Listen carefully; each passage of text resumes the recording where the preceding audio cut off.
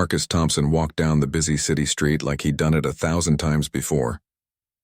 His white cane moved side to side in front of him, tapping the ground in a steady rhythm.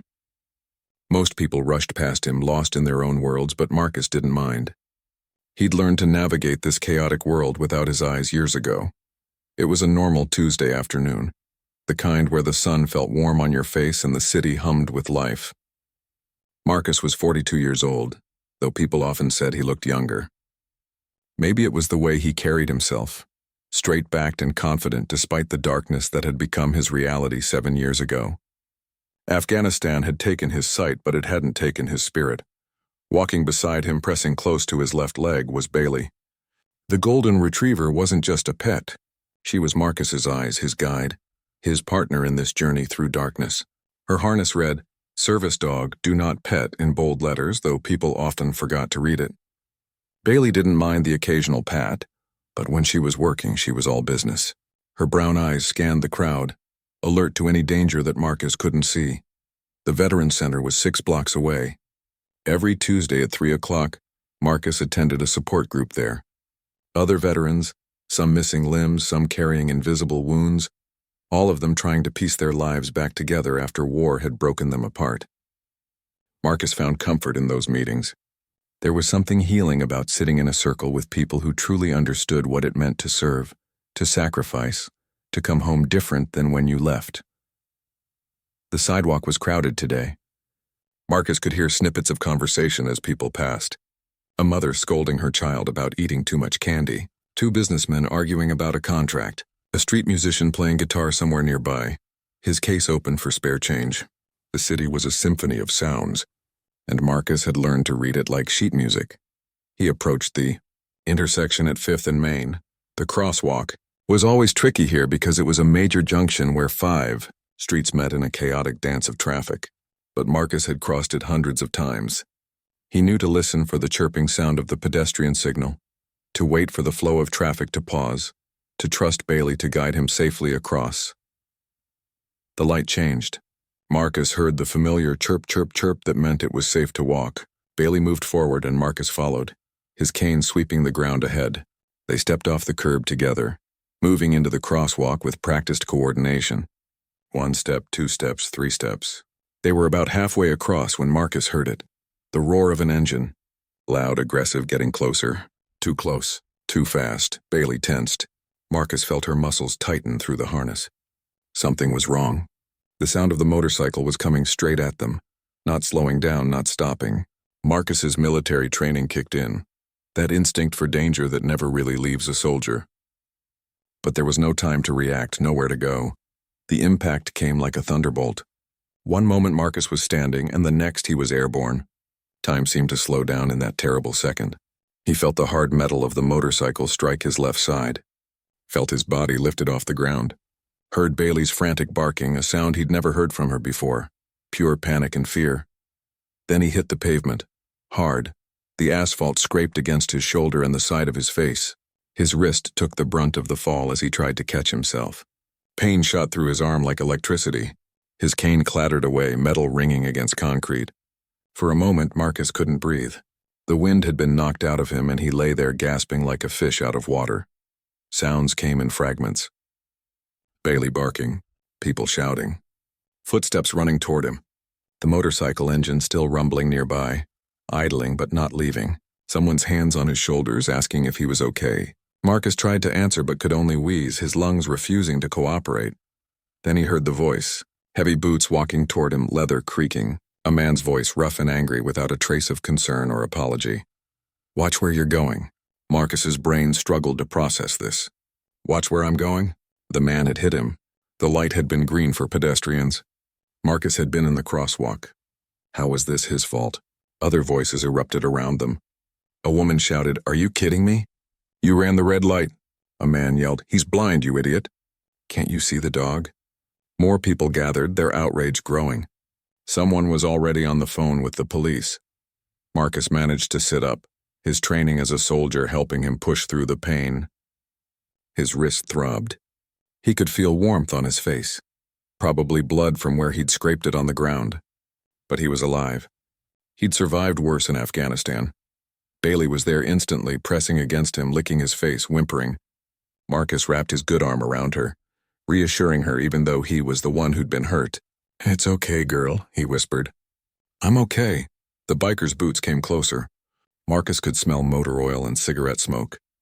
He could feel the man standing over him, but instead of offering help, the presence felt threatening, hostile. Then Marcus heard it. That word, the slur, spoken with such casual hatred, such pure contempt, that it felt like being hit all over again. The man had looked at Marcus, seen his dark skin, seen the service dog harness, seen everything, and decided that Marcus deserved what had happened to him. Deserved to be hit, to be hurt, to be spoken to like he was less than human. The motorcycle engine revved. The biker was leaving, running away. Marcus heard people shouting at him to stop, to wait for the police, but the man didn't care.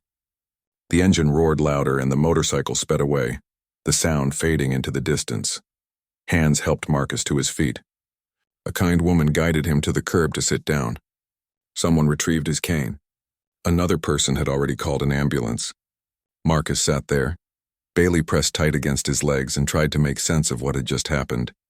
He'd served 2 tours in Afghanistan. He'd led his unit through some of the most dangerous territories in the world. He'd lost his sight, saving 3 of his men from an IED explosion that should have killed them all. He'd come home broken, spent years learning to live in darkness, rebuilt his entire life from scratch. And now, on a sunny Tuesday afternoon in his own country, on a street corner in his own city, he'd been struck down and verbally attacked by someone who saw him as less than human, simply because of the color of his skin. The sirens approached. Marcus could hear them getting closer, the wail cutting through the city noise. People around him were still talking, offering comfort, sharing their anger at what they'd witnessed.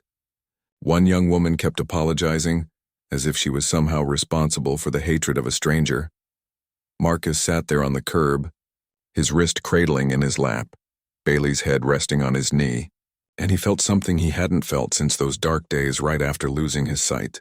He felt vulnerable, exposed, unsafe in a world he couldn't see, where danger could come from anywhere and hatred could strike without warning.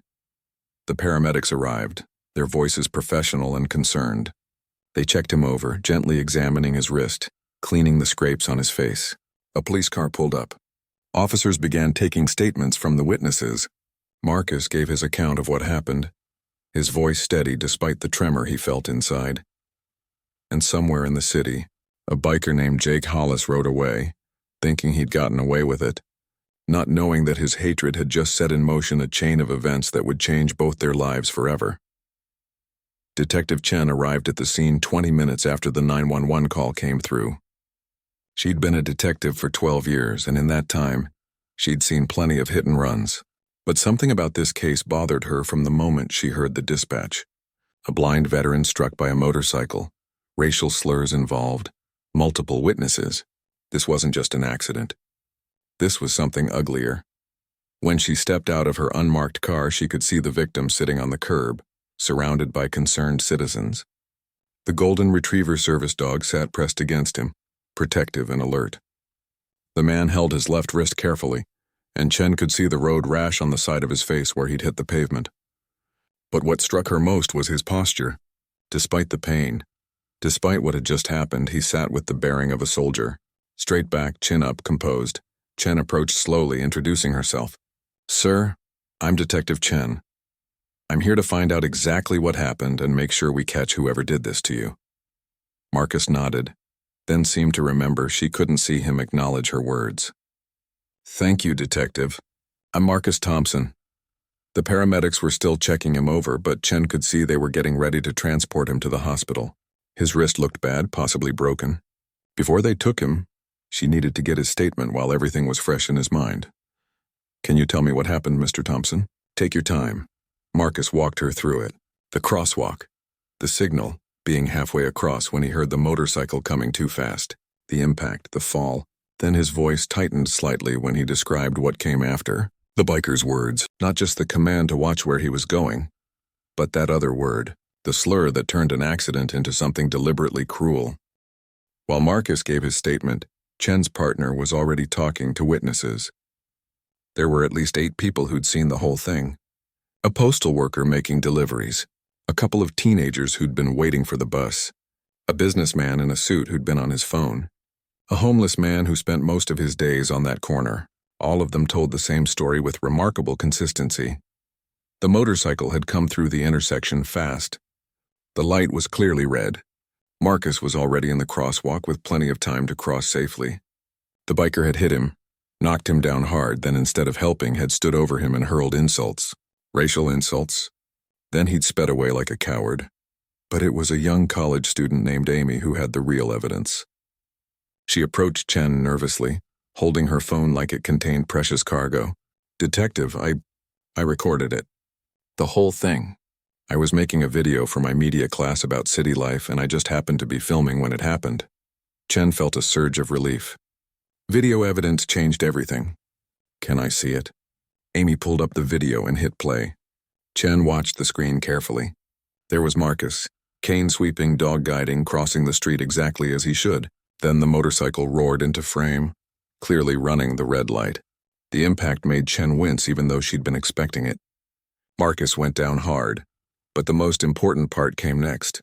The biker stopped, got off his motorcycle, walked toward Marcus. The phone's microphone picked up everything.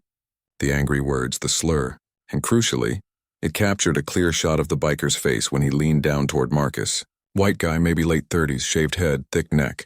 Tattoos visible on both arms. Even better, the video caught his license plate when he sped away. "Can you send me this video?" Chen asked, already pulling out her card with her email address. "Already done," Amy said. "I sent it to myself as backup, too. I want this guy caught." Chen looked around at the crowd of witnesses, all of them angry, all of them wanting justice. This wasn't just about one blind man getting hit anymore. This was about a community that had witnessed something fundamentally wrong and wanted it made right. Back at the station, Chen ran the license plate. It came back registered to a Jake Hollis, age 38, with an address on the south side of the city. She pulled up his record. A few minor offenses over the years. Disorderly conduct. One DUI from 5 years back. Some traffic violations. Nothing major, but definitely someone who had issues with authority and self-control. Then she dug deeper. Social media profiles, public records, known associates. What she found made her stomach turn. Jake Hollis wasn't just some hothead who'd lost his temper. His social media was filled with hate. Posts about racial superiority. Shared memes from white supremacist groups. Photos of him at rallies with people carrying flags that made Chen's skin crawl. This wasn't an isolated incident of road rage. This was a man whose entire worldview was built on hatred. Chen showed her findings to her lieutenant, who immediately upgraded the charges they'd be pursuing. This wouldn't just be hit and run. With the video evidence and Jake's history, they'd be adding assault charges and hate crime enhancement. The hate crime element would significantly increase the potential sentence. 2 days later, Chen and her partner pulled up to the auto shop where Jake worked.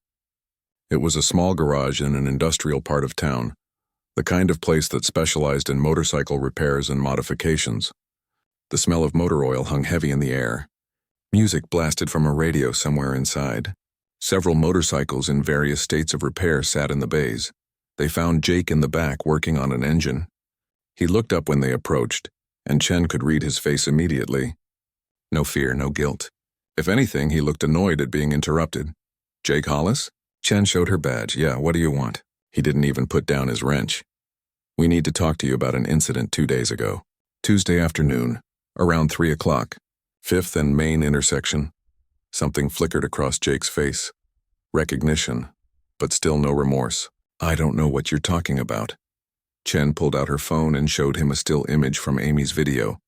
Jake's face clear as day, leaning over Marcus. "This you?" Jake glanced at the screen, then shrugged. "Maybe I was in that area." So what? So what?"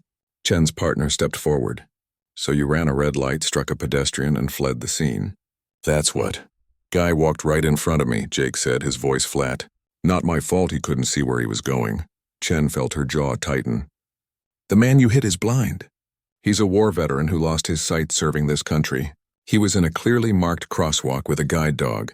The light was green for pedestrians, and instead of helping him, you called him—" She paused, letting the weight of the next words land. "A racial slur," and then fled the scene. Jake's expression hardened. "Look, I was in a hurry. Guy should have been more careful. And I didn't say nothing that wasn't true. That was it. That was the confirmation they needed. Chen's partner moved around behind Jake while she pulled out the handcuffs. Jake Hollis, you're under arrest for hit and run causing bodily injury, assault with a deadly weapon, and committing a hate crime. As Chen read him his rights, Jake finally showed some emotion. But it wasn't shame or regret. It was anger. This is garbage. That guy was in my way. You can't arrest me for defending myself. Defending yourself? Chen couldn't keep the disgust out of her voice. He's blind. He was following the law. You weren't, and your words on that video prove this wasn't just an accident. You're going to have plenty of time to think about that. They walked Jake out of the shop in handcuffs. His coworkers watched silently. One of them, an older mechanic, caught Chen's eye and nodded slightly. Even among his own colleagues, Jake wasn't winning any sympathy. At the station, Jake refused to say anything more without a lawyer. That was fine with Chen. They had everything they needed. The video. The witnesses. Jake's own admission that he'd been there. His social media history showing a pattern of hatred. And, most importantly, they had Marcus's testimony and his impeccable record of service. The story hit the local news that evening. The reporter laid out the facts carefully. Decorated war veteran, Purple Heart recipient, blind from injuries sustained protecting his unit. Struck by a motorcyclist who ran a red light. Then verbally attacked with racial slurs before the rider fled. Suspect arrested, facing multiple charges including hate crime enhancement. The response was immediate and overwhelming. The news station's phone lines lit up. Social media exploded with outrage. How dare someone treat a veteran this way? How dare someone attack a blind man? The contrast was stark and infuriating. Marcus had sacrificed his sight defending his country. Jake had sacrificed nothing and felt entitled to hurt someone simply because of the color of their skin. Chen watched the news coverage from her desk that night, a cup of cold coffee in her hand. She'd worked hundreds of cases, but something about this one got to her. Maybe it was Marcus's quiet dignity when she'd interviewed him at the hospital. Maybe it was the pure hatred she'd seen in Jake's eyes when they'd arrested him. Maybe it was the fact that a man who'd given so much could be treated so badly in the country he'd fought for. She pulled out the case file and added her notes from the arrest. This one was going all the way to trial. Jake had refused the public defender's advice to accept a plea deal. He genuinely believed he'd done nothing wrong. That level of delusion, that depth of hatred, it shocked even Chen, and she thought she'd seen everything. But if Jake wanted his day in court, he'd get it. And Chen would make sure every piece of evidence, every witness testimony, every ugly truth about what had happened on that street corner was laid out for a jury to see. Justice moved slowly sometimes, but it was coming for Jake Hollis. Chen would make sure of that. 6 months passed before the trial finally began. 6 months during which Marcus's broken wrist healed, though it never quite worked the same way again. 6 months during which he attended physical therapy twice a week and worked through the psychological impact of what had happened. 6 months during which Jake sat in county jail, his bail set high enough that he couldn't afford to post it. The morning of the trial, Marcus woke up early. He hadn't slept well. Bailey sensed his anxiety and pressed closer to him on the bed. Her warm presence offering comfort in the darkness that was always Marcus's world now. He lay there for a while, listening to the sounds of the city waking up outside his apartment window. Cars passing, birds singing, the distant rumble of the subway. Normal sounds of a normal day, except this day was anything but normal. Marcus's sister helped him pick out his clothes, a simple dark suit, white shirt, blue tie. She'd learned over the years not to fuss over him too much. Marcus valued his independence fiercely, even when accepting help. She drove him to the courthouse, neither of them saying much during the ride. What was there to say? They both knew this day had been coming. They both knew it would be hard. The courtroom was already filling up when they arrived. Marcus could hear the murmur of voices, the shuffle of feet, the creak of wooden benches. Detective Chen found him in the hallway and guided him to where he'd be sitting. "Lots of people here to support you," she said quietly. "The courtroom's almost full." Marcus nodded. He knew the story had touched people. The local news had covered it extensively. His military service record had been made public. The contrast between his sacrifice and Jake's hatred had resonated with something deep in people's sense of right and wrong. The prosecutor, a woman named Patricia Rodriguez, came over to talk to Marcus one more time before things started. She'd been working on this case for months. building an airtight argument. "Remember," she told Marcus, "just tell the truth. Tell them what happened. Tell them how it felt. That's all you need to do." Then it was time. The bailiff called everyone to rise. The judge entered. Marcus stood with everyone else, Bailey beside him, the courtroom falling silent. And so it began. The first day was mostly technical. Jury selection had happened the week before, so now it was opening statements. The prosecutor laid out the case clearly and methodically. On the afternoon of April 15th, Jake Hollis ran a red light while riding his motorcycle. He struck Marcus Thompson, a blind veteran, in a marked crosswalk. Instead of rendering aid, Mr. Hollis verbally assaulted Mr. Thompson with racial slurs. Then he fled the scene. The evidence would show this wasn't just a traffic accident. It was an assault motivated by hatred. Jake's defense attorney, a tired-looking public defender named Garrett, tried his best. He argued that Jake had simply made a mistake. The light had been yellow, turning red. Jake hadn't seen Marcus in time. Yes, he'd said things he shouldn't have, words spoken in the heat of the moment, but that didn't make him a criminal. This was an accident, nothing more. But even as Garrett spoke, Marcus could hear the weakness in his argument. The lawyer didn't sound convinced by his own words. The prosecution's case was devastating. Witness after witness took the stand. The postal worker described seeing Jake accelerate through the intersection, even though the light was clearly red. The teenagers talked about how Marcus had been well into the crosswalk, completely visible when Jake hit him. The businessman in the suit testified about Jake's words afterward, the hatred in his voice. Then Amy took the stand. Young, nervous, but determined, she described filming for her class project, capturing the scene by pure chance. The prosecutor played the video for the jury. The courtroom went completely silent as everyone watched. Marcus couldn't see it, but he didn't need to. He'd lived it. He could hear the gasps from the jury as the impact happened on screen, could sense the tension as Jake's words echoed through the speakers. And did the defendant show any concern for Mr. Thompson after striking him? The prosecutor asked Amy. "No," Amy said firmly. He showed contempt, pure contempt. The defense attorney tried to shake her testimony, suggesting the video didn't show everything, that perhaps Marcus had moved unpredictably. But Amy held firm. "I watched it happen," she said. Mr. Thompson was crossing legally and safely. The motorcyclist ran the red light. That's what the video shows because that's what happened. On the third day, it was Marcus's turn to testify. He'd been dreading this moment. Not because he was afraid to speak, but because he'd have to relive it all again. Detective Chen helped guide him to the witness stand. The bailiff asked if he could swear to tell the truth, and Marcus raised his right hand, the one that still worked properly, and said, "I do." The prosecutor started gently. "Mr. Thompson, can you tell the court about your military service?" Marcus took a breath. "I enlisted when I was 23, served 2 tours in Afghanistan. I was a staff sergeant, led a squad of 12 men. And how did you lose your sight?" "IED, improvised explosive device.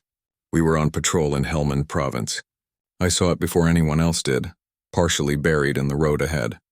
I was trying to get my men back when it detonated. 3 of them were injured but survived.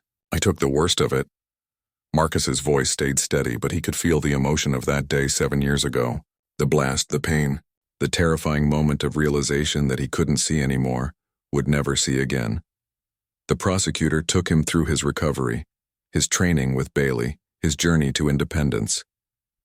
Then they got to the day of the incident. Marcus described it in detail.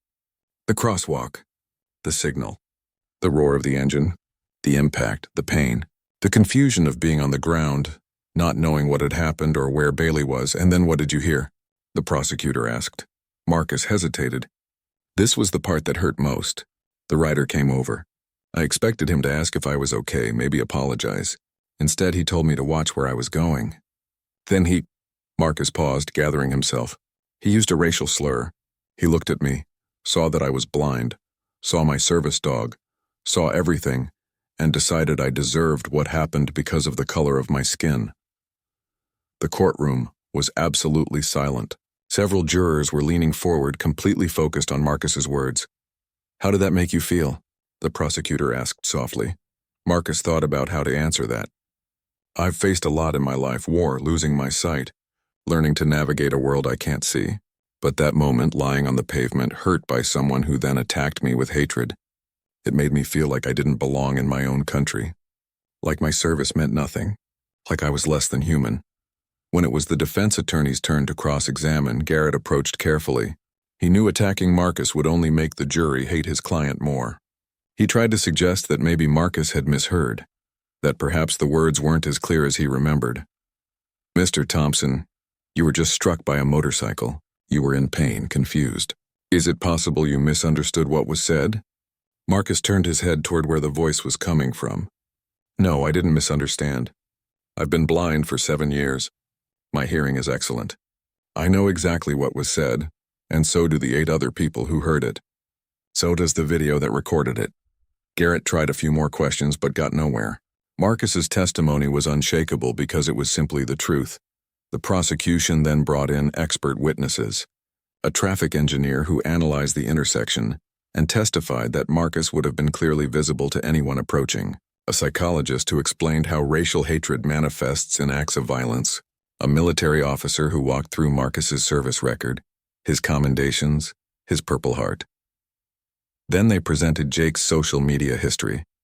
Post after post filled with hatred, photos from rallies, shared content from extremist groups. The prosecution didn't need to say much. The evidence spoke for itself. This wasn't a man who'd made one mistake in a moment of anger.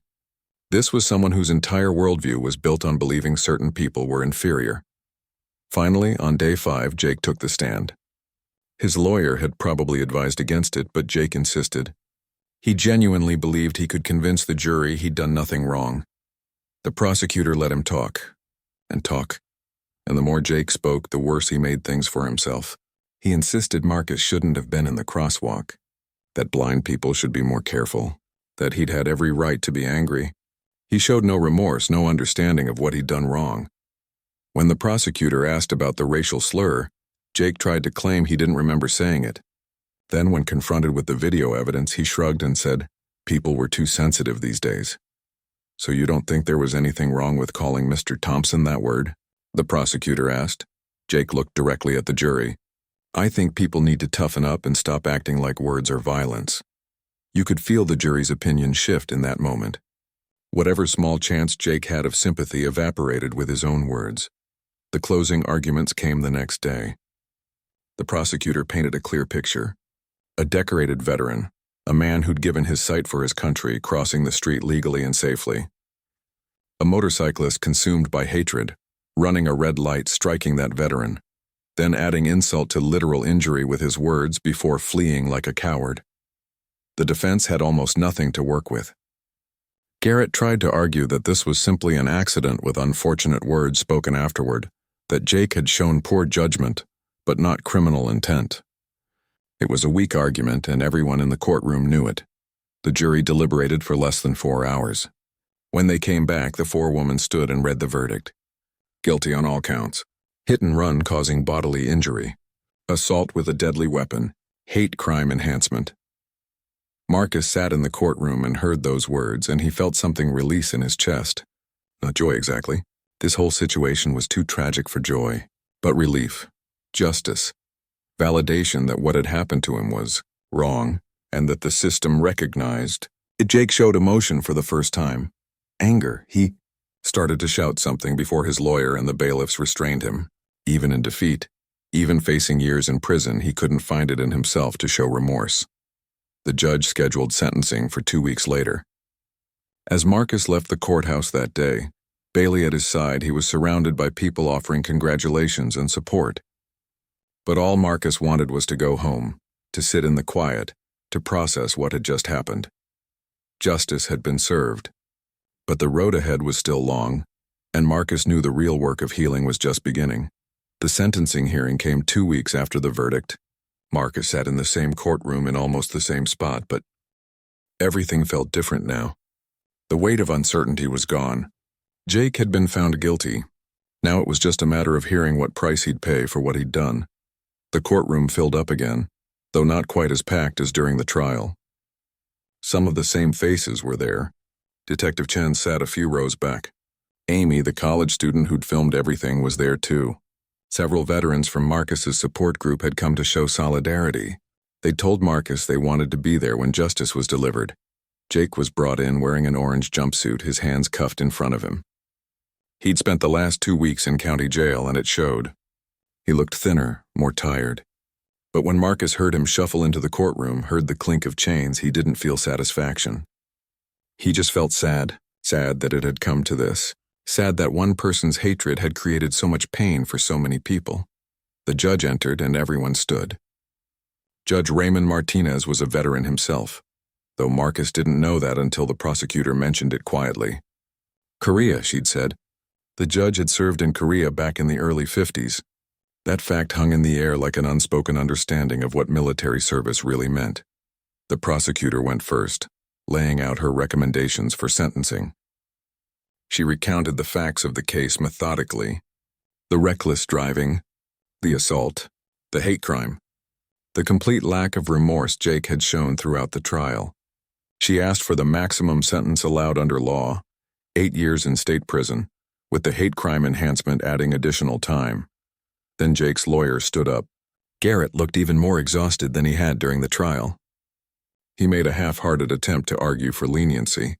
Jake was a first-time violent offender, he said. He had a job, ties to the community. Prison wouldn't rehabilitate him. It would only make things worse. Community service, anger management classes, probation, these would be more appropriate. But even as Garrett spoke, Marcus could hear the emptiness in his arguments. How do you argue for leniency for a man who'd shown no remorse? How do you ask for mercy on behalf of someone who'd shown none to his victim? The judge asked if Jake wanted to make a statement. There was a long pause. Marcus heard whispered conversation between Jake and his attorney. Then Jake stood up. I don't think I did anything that wrong, Jake said, his voice defiant. That guy walked into the street. I was going through the light. Maybe I said some things I shouldn't have, but I was upset. People are making this into something it's not. Marcus heard people shifting uncomfortably in the courtroom. Even now, even facing prison, Jake couldn't admit what he'd done. Couldn't acknowledge the pain he'd caused. Couldn't see past his own twisted view of the world. Then it was Marcus's turn. The judge asked if he wanted to address the court before sentencing. Marcus hadn't prepared anything formal. He'd thought about what he might say, but decided he'd just speak from the heart. He stood up, Bailey rising with him, and faced the direction of the judge's voice. Your Honor, I've been thinking a lot about what happened that day. Not just the physical pain, though my wrist still hurts when the weather changes. Not just the fear I felt lying on that pavement, but what it means that someone could look at me and decide I deserve to be hurt because of how I look. Marcus took a breath, organizing his thoughts. I joined the military when I was young because I believed in something. I believed in protecting people's freedom, their right to live without fear. I believed in the idea that we're all equal, that we all deserve dignity and respect. When that IED exploded, I lost my sight, but I didn't lose my belief in those things. He paused, and the courtroom was so quiet you could hear people breathing. What Jake did that day hurt me physically. But what hurt more was realizing that I'd given up my sight fighting for a country where someone could treat me like I was less than human. It made me question everything. It made me wonder if my sacrifice meant anything at all. Marcus turned slightly toward where he knew Jake was sitting. I don't hate you, Jake. I feel sorry for you. You're so consumed by hatred that you can't see how it's destroyed your own life. You had a job, a future, a chance to do something meaningful, and you threw it all away because you couldn't let go of the idea that you're better than other people. But here's what I've learned, Marcus continued, his voice growing stronger. Your hatred can't take away what I've done. It can't erase my service or diminish my sacrifice. It can't make me less than I am. All it can do is destroy you, and that's exactly what it's done. Marcus sat back down. His hands were trembling slightly, but he'd said what needed to be said. Bailey pressed against his leg, offering silent support. The judge cleared his throat. When he spoke, his voice carried the weight of decades on the bench and the authority of someone who'd earned the right to pass judgment. Mr. Hollis, I've been a judge for 23 years. I've seen a lot of cases, a lot of criminals, a lot of people who made mistakes they regretted. You are not one of those people. Throughout this entire process, you have shown no remorse, no understanding of what you've done, no capacity for change.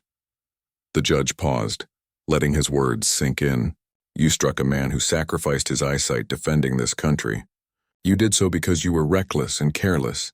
Then instead of showing basic human decency, You attacked him with racial hatred, and even now, even after being found guilty by a jury of your peers, you maintain that you did nothing wrong. Marcus could hear papers rustling as the judge looked through his notes. I served in Korea. I know what it means to wear a uniform to put your life on the line.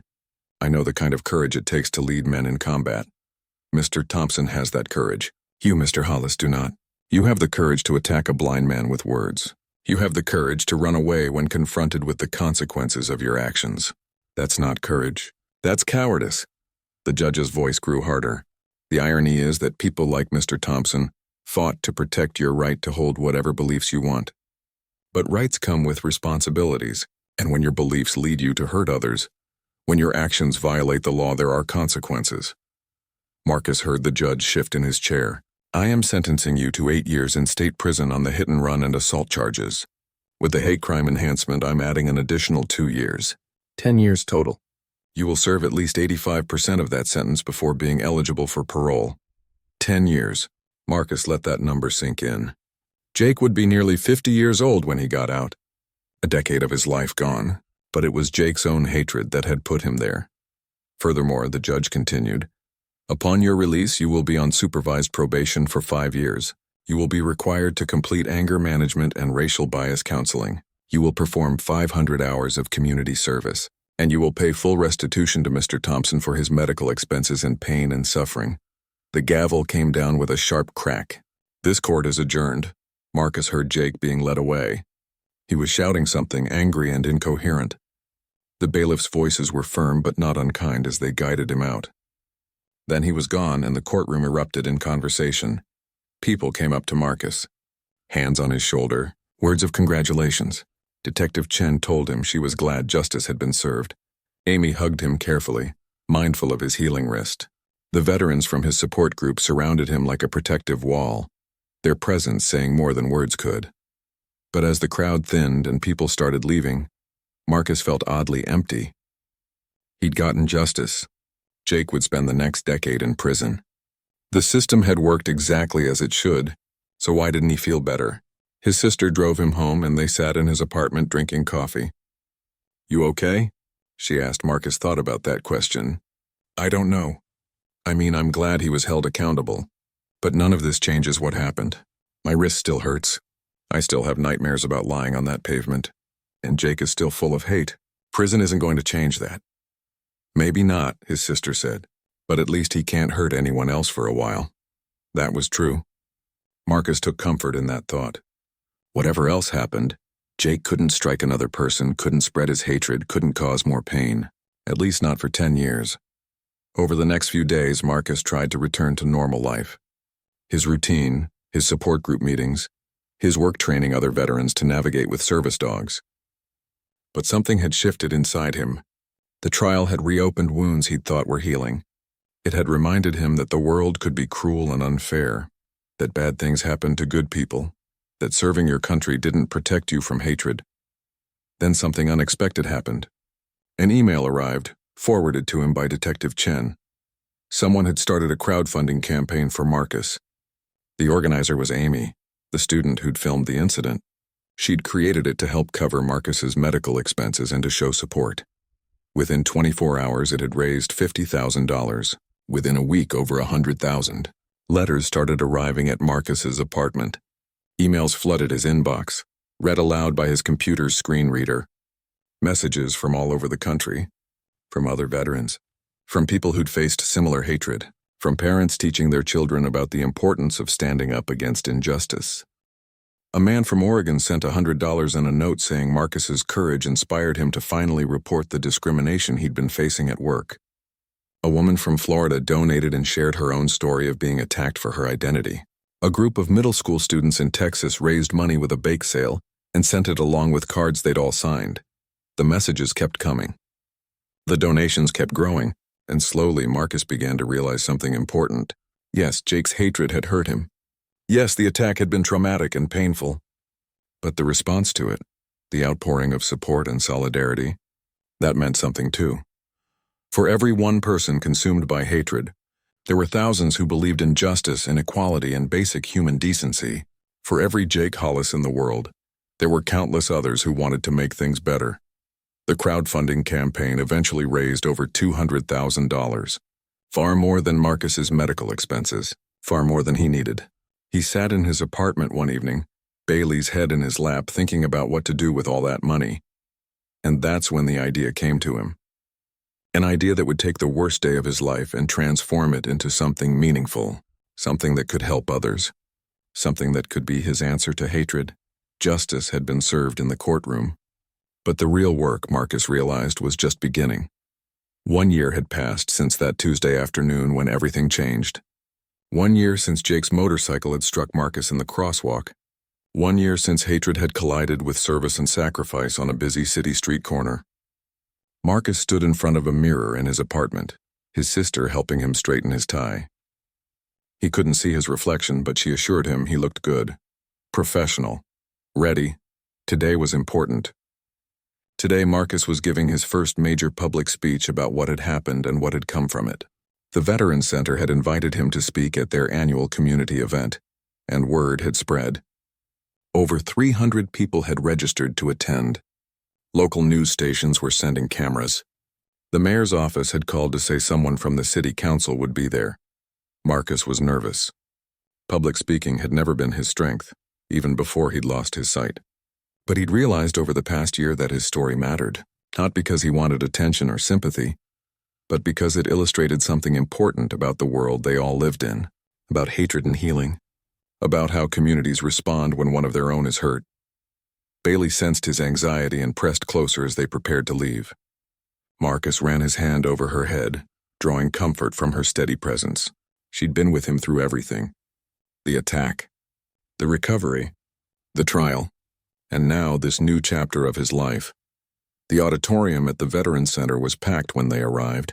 Marcus could hear the buzz of conversation, the scrape of chairs, the rustle of programs being passed around. Detective Chen found him backstage and walked him through what would happen. He'd be introduced by the center's director. Then he'd have about 30 minutes to speak, followed by questions if he felt comfortable taking them. "You're going to do great," Chen said. She'd become more than just the detective who'd worked his case. Over the past year, she'd become a friend, someone who checked in on him, who understood what the incident had meant beyond just the legal aspects. The director's introduction was generous, maybe too generous. He talked about Marcus's military service, his decorations, his courage both on the battlefield and in the courtroom. When Marcus finally walked out onto the stage, guided by Bailey, the applause was thunderous. It washed over him like a wave, and for a moment he felt overwhelmed by it all. He found the podium, adjusted the microphone, and waited for the room to quiet down. Then he began. "A year ago, I was just trying to cross the street. I'd done it hundreds of times before. Walk to the corner, wait for the signal, let Bailey guide me across. Simple, routine, safe. Except that day it wasn't safe. That day, someone decided that running a red light was more important than my life. And when he hit me, when he knocked me to the ground, he decided that attacking me with hateful words was more important than checking if I was okay." Marcus paused, letting his words settle over the audience. "I could have let that day define me. I could have let Jake Hollis and his hatred make me bitter and angry. I could have decided that if that's how the world treats veterans, treats people who look like me, then why bother trying to make things better? A lot of people would have understood if I'd made that choice." He shifted his weight, his hands resting on the podium. "But I didn't, and you want to know why? Because of what happened after. Because of Detective Chen, who worked tirelessly to find Jake and build a case against him. Because of Amy, a college student who happened to be filming and had the courage to come forward with evidence. Because of 8 strangers on a street corner who refused to let Jake's version of events become the truth. Because of a jury who listened and a judge who understood that actions have consequences."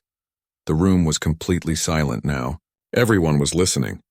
"And because of all of you, the letters, the emails, the donations, the support from people I've never met and probably never will, you showed me that for every person consumed by hatred, there are thousands who believe in something better. That ratio matters. That math matters." Marcus smiled slightly.